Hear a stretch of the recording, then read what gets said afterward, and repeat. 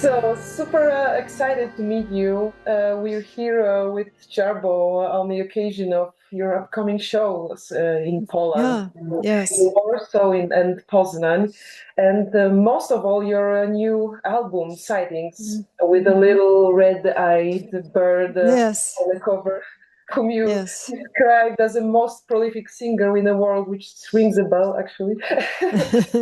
So, um, your albums are known to work as portals. Please let us know, where will Sightings take us? This is the outside world, the environment, and where I am now in terms of nature, where I live, and also the outside world, the final piece, a reinterpretation of a song from 13 Masks, which was the first solo album that I did. And so that's a reinterpretation of ancient memory. And so it's a much more somber. So the album might have highlights and light notes in it, but it also has a rather somber ending to it. And so I felt an urge to kind of revisit that one right now with the things I see around me in terms of war and conflict. Yes, and there are many pretty organic sounds, I would say, like literally, because we can hear some animals and Right. some recorded in the forest, I guess. So Mm-hmm. my original question was, is the nature your field of exploration? But from what you just said, I feel that it's just the kingdom where everything happens, right? Yeah. Well, I didn't do a piece with the owls that are around here, so I may visit the owls the next time around. But I did visit the foxes, and that's a male fox on the album, not a female fox, because the male fox will also do the vixen scream. And the bird, that was a one off. This little guy has not visited since then. His friends that are also vireos have come by, but it's nowhere near the same. This was an exceptionally talented, like once in a lifetime, I guess, bird because he was just very verbose and loud and assertive and confident and had vocabulary that I've never heard before. I mean, I've been likening it to free jazz, like Miles Davis or Nick Coleman, and just really just unbelievable. And it just fascinated me to no end how it could just continue on without stopping, and do all these variations of a tune, and it was just blowing me away musically. So that's why he's the star. He's the main vocalist on Yeah, this project. I wonder how to tune in into discovering a new vocabulary in nature and then use it to speak about themes, as you said, that concerns you right now, like war and all the horrible stuff Mm. that happens in the world. How do you tune in with nature? I can't avoid it. I'm literally in the woods. I mean, I'm surrounded by it, and of course there's beautiful things like butterflies, vast array of birds, a rather large amount of deer, herds of deer coming through, rabbits, right? But then there's also scary things, like snakes and insects and spiders and things. So, when you're in a wooded area with water behind it, like here, that's part of it. It's not all going to be, Disney World. It's going to have the good and the bad, but it's an immersive experience for sure. You can't escape it. It's all around. It's all around me now. He has a track with the male fox in it. It's very beautiful, but it's also quite terrifying. So Yeah, we're gonna the live show. We're gonna do the Vireo a variation of the Vireo track, and we're going to do a variation of the Fox track, and I will be responsible for field recordings as well as voices, and then Joy Von Spain is going to take the dominant role in the keyboards, and also do a lot of singing because she has a beautiful voice. And then Thor's going to be playing, well, not just the percussion, but a lot of other things. He asked for like a Korg, you know, a synthesizer. He asked for some other instruments. So he's going to be multi-instrumentalist. So this is going to be a bigger sound than I've had for years in terms of a stage show. So it's going to be very diverse. And these are both extremely talented, you know, musicians. And so, you know, I will let them shine, you know, let them run with what they want to do. I don't believe in restricting musicians, just letting them be themselves and have their personalities come through. That's all I care about. That's great to hear. And I wonder what can we expect on this show? I feel that's an appropriate question to ask what we can expect. But like, will it circle mostly around your newest album, or will you revisit? No, like other we're only doing 2 pieces from Sightings. Okay. The Vireo and the Fox, and everything else is going to be from back catalog, you know, past albums. And I chose the pieces specifically to take advantage of their talent skills. So okay. I listened to a number of pieces, and I thought, okay, it would work because, you know, this is what Joy can do, and this will work. This is what Thor can do. So they were chosen specifically to accentuate and highlight the 2 of them. Okay, so you're kind of directing around them the whole. Right, that's right. Yeah, and like one piece, Caught is another Buddhist piece, which is about caught with your issues in the Western world, your identity, your ego, your insecurities. And so that piece is just drums, which he will do live, and our 2 voices. So the recording of Caught is me doing 2 different kind of personalities. So this time I can be one personality and then she can be the other one. So it's kind of like you're talking to yourself in your head, but you'll hear the call and response live. So it's kind of confrontational about, you know, forgetting your fears. And so that's going to be very exciting to me to have, you know, another voice. So yes, that's going to be great. So, yeah, and we're doing Ode to V. I don't know if you know that. Ode to V, that's a rather sensual poem. That's the piece that I researched, archaic and Elizabethan and, you know, antiquated terms, even from poetry and off the wall references to it's specifically to females, you know. So V is vagina. So Ode to V is really about sensuality, the experience of a woman, her orgasms, her sexuality. So, but it's all very archaic, and some of it is pretty archaic. Some of it is not, you know, that pleasant, because the references that I looked up were slang from old days, you know. So it's all old days, and it's not, you know, current, like, you know, hip vocabulary. It's old time.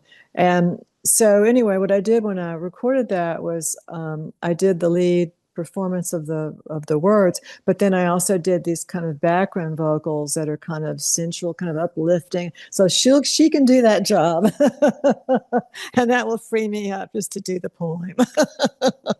So that'll be fun. I can't wait to see what she does with that. Okay. So how come that the 3 of you ended up together for this tour? How did you chose this specific musician, Joy von Spain, and then Thor Harris, or you just felt that their abilities in music? I'd worked with Thor before. Of course, he was in Swans, and so I was familiar with him, and we just started collaborating with each other. Like, I would perform, you know, send him vocals or keyboards, and then he would send things to me. So because he has many projects, and so we started a barter with exchange.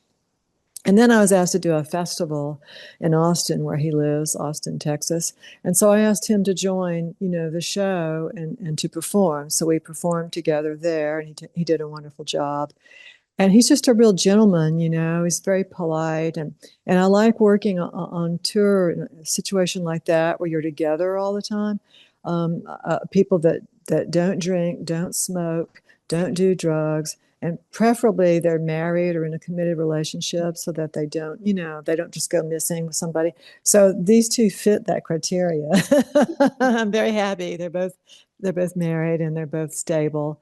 And yeah, so they fit that bill, the perfect. But in terms of Joy, she was recommended by my friend Chris Force, who's a musician in the Bay Area in California.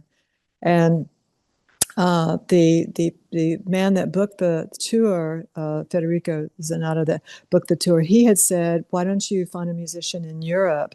Because then it's less expensive to flying people back and forth, right?" And so I was like, "Well, who? I mean, who do I?" And so I thought of several names. And so then Chris recommended Joy, and then we exchanged communication. And then I read her skill set and what she could do. So she's very professional. And so that's how that came about. I've never worked with her before. This will be the first time. But she lives in Den Haag in the Netherlands. So Thor and I are going to be flying over to Amsterdam and then going to her neighborhood. And we're going into a rehearsal space before we go to the first show, which is, I think it's Denmark is the first show. Mm-hmm. Yeah, so that's how it came about, was just, trying to find an appropriate person already in Europe. Yes. And if she'd been based in England, we'd be flying into Heathrow, but she's based in the Netherlands, so that's why we're going there. So with this kind of modus operandi, because you won't have much time to prepare all together, will there be a lot of room for improvisation? Yes. Yeah, and we do, like, we record and go back and forth, like virtually rehearsing and working on parts and ideas before we're in the same rehearsal space together. So, like, for example, she sent me some stuff that I have to review today, and with some questions. So there's a lot of prep work, so that when you go into the space, you're just kind of refining, the space that has the PA. So you're just kind of refining. And so I've rented a rehearsal space in her neighborhood for us to go in there. And we have lockout, like we'll just be in there constantly. Mm-hmm. And I think it'll be fine because they're both so skilled, But yeah, it's going to be definitely, I allow a lot of improv and I allow a freedom of expression for sure. So I think it's going to be great. It's not like we're doing, it's not like when you go see a commercial pop performance where everything is timed on a computer and, it sounds just like the record. I don't do music like that. So it's fine. And every show will be unique thanks to that. So. Yes, for sure. Absolutely.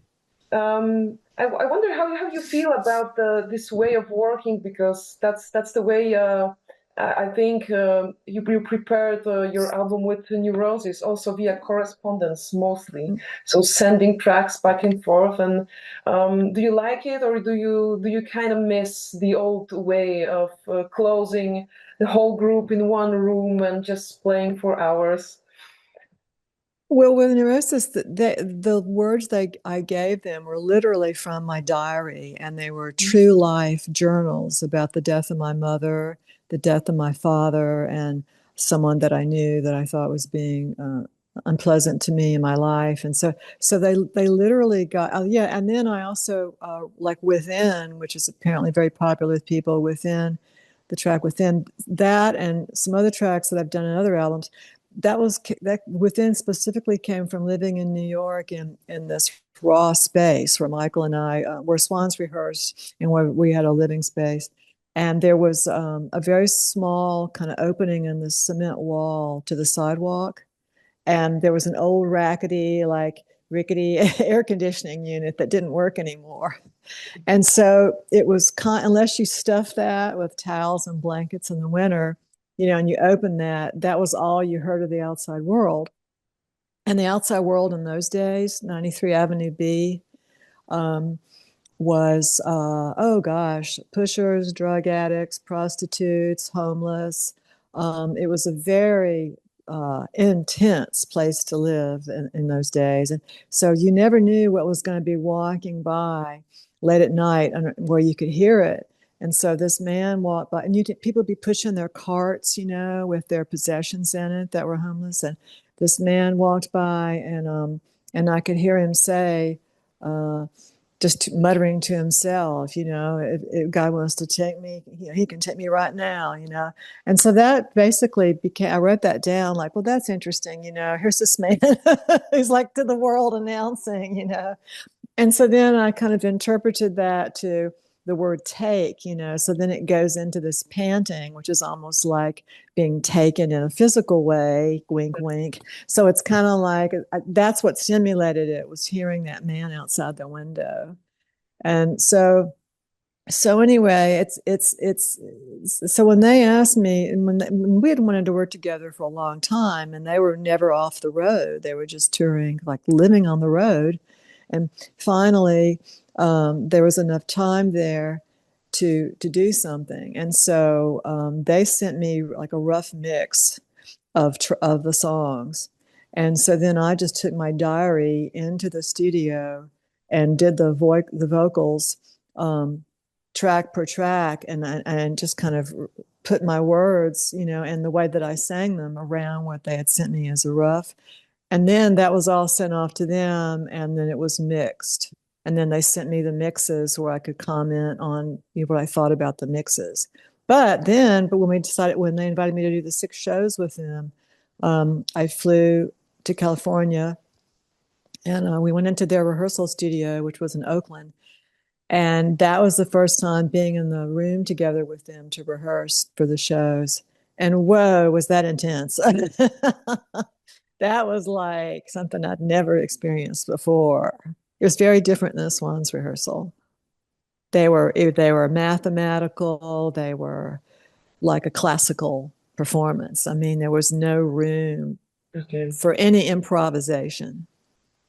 For me, I had to be right there with everything. So there was a couple of things that were changed so that I could physically take a breath, right, and get to the next part. But other than that, it was just, so it was very great experience.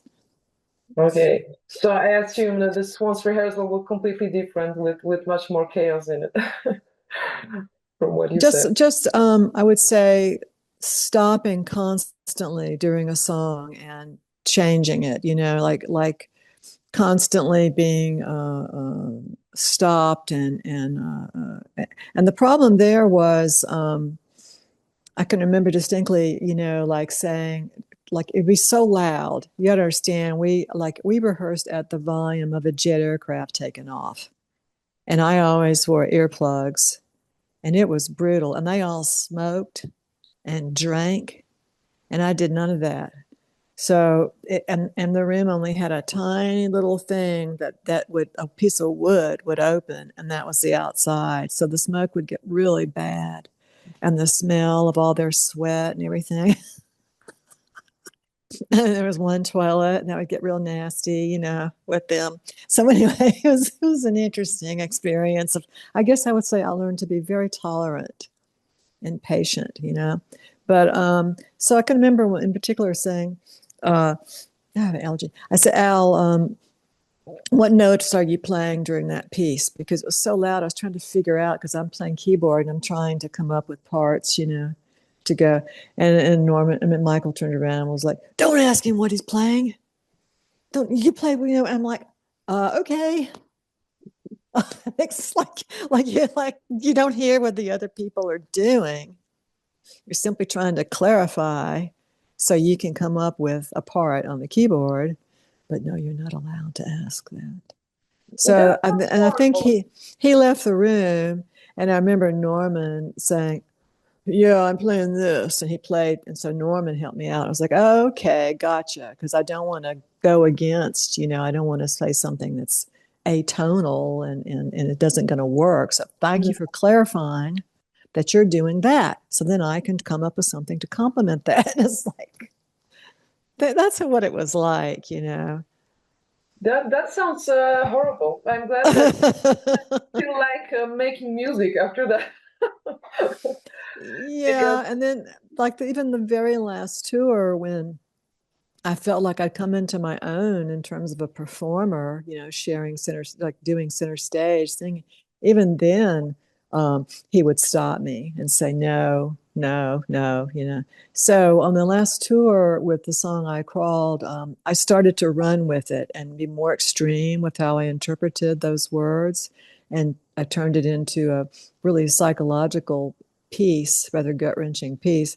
And so I knew at that point, with what was then to be the very last tour, he couldn't fire me, and that I could just take it as far as I could. And so I kept extending it and making it more and more and more extreme as we got towards the final shows. And I felt like I had come into my own with the freedom to take a piece where I wanted it to go. But that was only because you couldn't get rid of me at that point. Yeah, well, at least some kind of closure and relief. But after Yeah. that, you've mostly been doing things DIY and your way, I guess. Yeah. Yes. Yeah.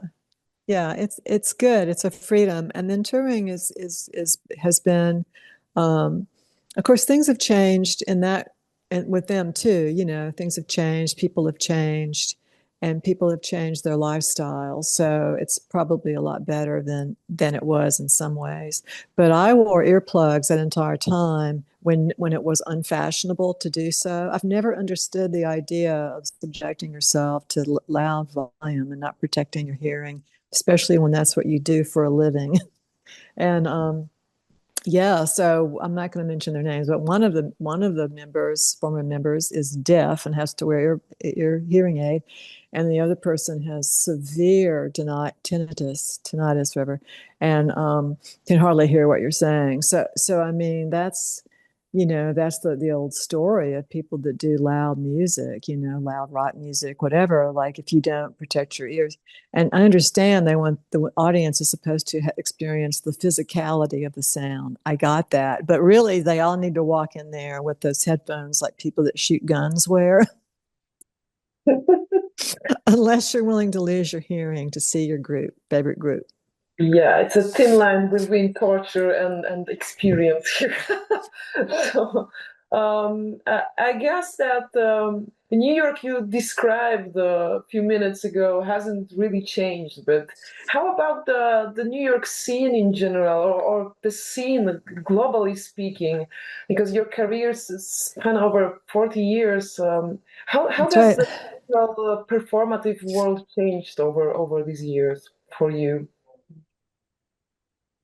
I think there's still people. Well, and see, now they slot you into the category of experimental, right? Mhm. And of course, I think that, I think that's what I started out before Swans as a performance artist. And so I think that Swans, I was attracted to wanting to be in Swans because I heard them on the radio doing in the college radio station, and I thought it was something I never heard before. And so I think that was definitely experimental, although I thought it was an art project. And then when I finally went up there to interview them for a zine that we were doing, my friends and I were doing, um, I said art project, and I was immediately corrected with art project. We're just a rock band. Well, I didn't see them as a rock band. It wasn't what I described as rock. So, I think that it's an overused expression to say experimental. So I prefer the word exploratory. Yeah, right. You're exploratory. But I don't know. There's still people out there doing incredible things. So it just depends on what your genre, what you're into. I'd rather go see Dirty Three or Sun or any number of bands now that are or performers now that are not fitting into to a preset, like I said, computerized performance. That's just not what I'm into. And so many of these groups work that way now. Like they have a computer program running underneath the stage or behind the stage, and things are timed. And this one big rock star that I knew for a while said to me that this was some years ago. He said, "This is when people were taking harmonizers to the side of the stage, so it would constantly put your voice in pitch." no matter what you sang. And he made the comment that, oh yeah, I could go out all night and party and get drunk and do the stage next day, and my voice will be perfect because it's going to be pitched perfect, because they're going to use the pitch shifter on me to harmonize me. And so that's kind of, I understand that, and that's great, but that's not that's not it takes all the nuances away. So it's just not something I don't go see concerts where it sounds like the record. I don't care. I've seen a few of those big shows because a person that we had as a roadie wound up working for big acts as a roadie, like big acts, like, you know, Madonna and all these big, and so he took me underneath the stage at the Madonna show, and that's where I saw how it was with the computers and everything running just right on the money. And so, yeah, so that's just a different thing. That's wonderful entertainment, I think. But it's just not something that attracts me in any way. yeah, sure. And I cannot imagine a machine that would be able to control your voice, because you know, a quick run through the last 15 years of your album was truly an amazing experience, because I felt I was listening to at least 15 different persons at the time. And Yeah. I wonder, when did you start to treat your voice not only as a conveyor of text, but consciously as a composer, your voice as an instrument to convey all these things, because you are so versatile with all the tones, all the emotional hues that are there. How do you experiment with your voice, with the techniques? It's I would say dialect too, tones. I started experimenting with dialect, like, say, Black Eyed Dog. We did a cover version of Black Eyed Dog. So for that, I used what is distinctly kind of a Southern holler. And so, I mean, it just depends on, you know, I did a version, the black version of Love Will Tear Us Apart. So for that, I was kind of channeling Patsy Cline, like kind of trying to be almost country. So I mean, I think, and then, you know, during the song that Julie London made famous, Cry Me a River, at that point, I was just channeling angst, you know, and just, and this sense of just extreme heartbreak and pain. And so Julie London's version is coy, kind of flirtatious, you know. Well, you can cry me a river. Well, that wasn't my take of it. My take was, I've been through hell, and so you go through hell now too. so I mean, it just depends on the character. You know, I call it persona, like the character in the words, in the lyrics. Like, who is this person, and what are they about? What's their history? What's their backstory? And so when you think about who you're portraying, then that will determine your tone, your attitude, your voice. So it's more of a mental thing than anything else. It's just a directive of who am I, like in the same way an actress would have a directive of who am I right now. So I would relate it to that. I used to say it was kind of like being the Cindy Sherman of music, you know, Cindy Sherman who photographs herself as all these different people. So it's that kind of a thing for me. You find out who. Go ahead. The message and the lyrics comes first, and then the rest, the techniques to use to convey them. Yeah? Yes, I would say so, for sure. You know, and I've always visualized who am I, you know, speaking to, you know, who am I addressing in this story, you know? Yeah. And since you wrote in many places that you're kind of dissecting the persona, you can be. I just got a message that we have 10 minutes. Oh, so sorry. It kind of threw me off the brink. But so I read on your social media that you're exploring all the corners of the persona just to ditch them away. So you can be anyone now in these songs, which must be pretty releasing, I can imagine. Yeah, you know, I've explored a lot of different characters, you know, a lot of different personas. I mean, say the Mahakali album, "In a Sea of Blood and Hollow Screaming." That track, you hear what is like the voices of demons speaking. So, I mean, it depends on you know, what you're studying. So I went through this phase of studying that kind of stuff, you know, and it was purely as an exercise to create something from, not as a belief system. So if you go into that mind space, then you will touch into, you know, you'll touch into that, you know, and then you can let those voices come to life, you know. And so, but you can discard them because they're not you. I mean, they're coming into you, and then they're getting out. Yeah, that's something super important to keep in mind on stage, I think, because I can imagine that with this kind of music that is so genre free and exploratory, as you said, you must meet with all kinds of audiences. Sometimes at the festival, probably random and maybe unresponsive. I wonder if you can feel when they start to get into it, start to soften up and become more understanding. How do you blur these lines between the artist and the audience and draw them in your world? Yeah, I've also experimented with that, performing in the room instead of on stage. And the only way I would hear myself as a monitor would be through what they were hearing through the PA. I've done that an entire tour. I did that, 2 tours I did that. And I did a tour of ending the show, going out to every single audience member and kind of bowing and seeing if they were receptive to me. And then if they smiled or looked like they were receptive, then giving them a hug, you know. And I've done all kinds of things to so-called break the barrier. And what I learned about doing that, in particular, this one tour, I did the piece Sinner. And so Sinner was inspired by going to the red light district in Amsterdam and seeing these women in these glass windows like animals, you know.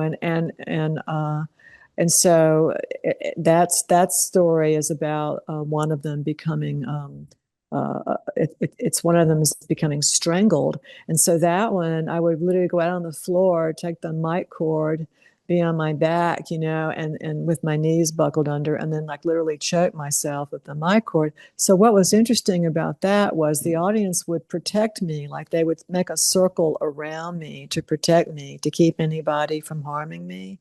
So I found that there's always a pool of people that are protective, even if they're not there, you know, for that. They want to just bang their heads. I mean, and I specifically asked to not be booked into rock clubs because I'm not going to give them that, you know. So I'm trying to perform in churches, art spaces, alternative venues where that Yes, audience is the one not in interested. Warsaw is called heaven, literally. Well, so it's not going to be a place where people go and drink beer and scream, you know. So I think that that's the first thing you do if you don't want that audience, is you don't go to where they go. Yeah, and there are many ways to connect with them from what you just said. So outside of touring and concerts, maybe let's get real for a second about the life outside the mainstream, the structured pop or rock music. I imagine there's a price to pay for being so radically yourself, whether there is oneself or not.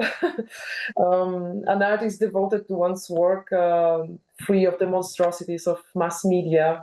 So, how do you survive a day-to-day life doing what you do with no artistic compromises?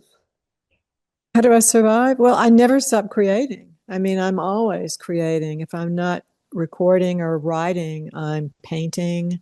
I read voraciously. That's a habit I picked up in school.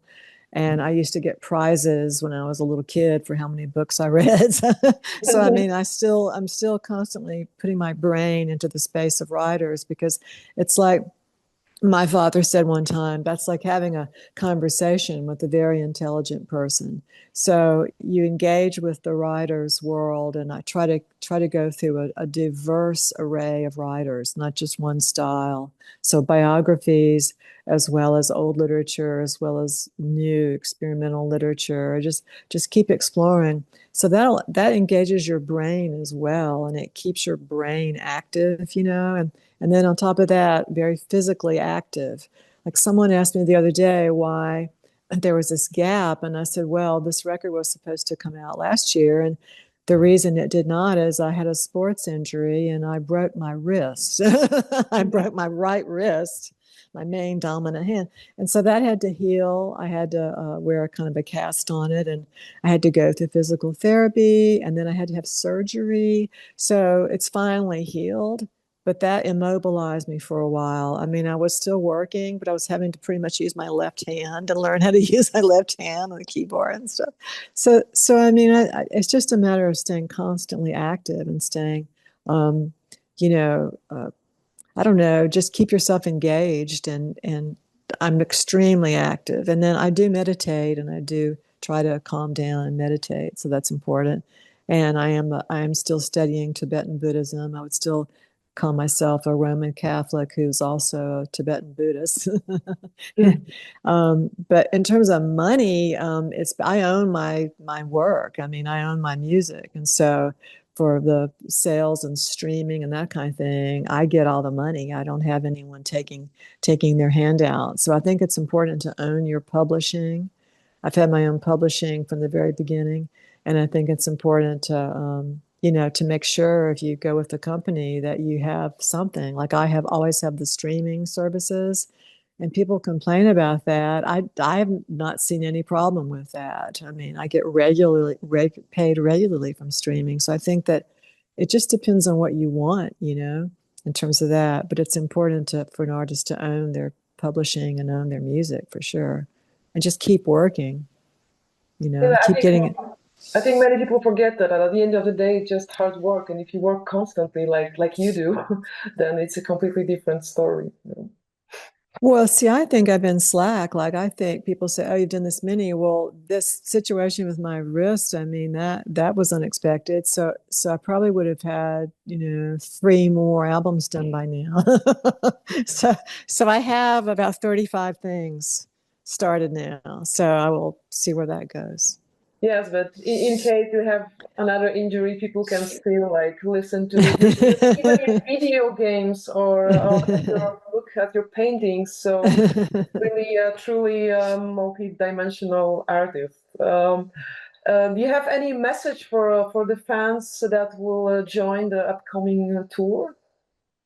Messages? Oh, I want them to share the experience with us and realize that we're there to give them, as much as they give to us. Like we're there to give our hearts to them and give them, as much as we can. So that's an important exchange. It's an energy exchange. It's very important. Looking forward for that exchange. Our time is running out, unfortunately, but it was great to talk to you, and I can't wait for the shows. Thank you so much for today. Thank you. Okay. All right. Have a nice day. Okay. Bye. Bye.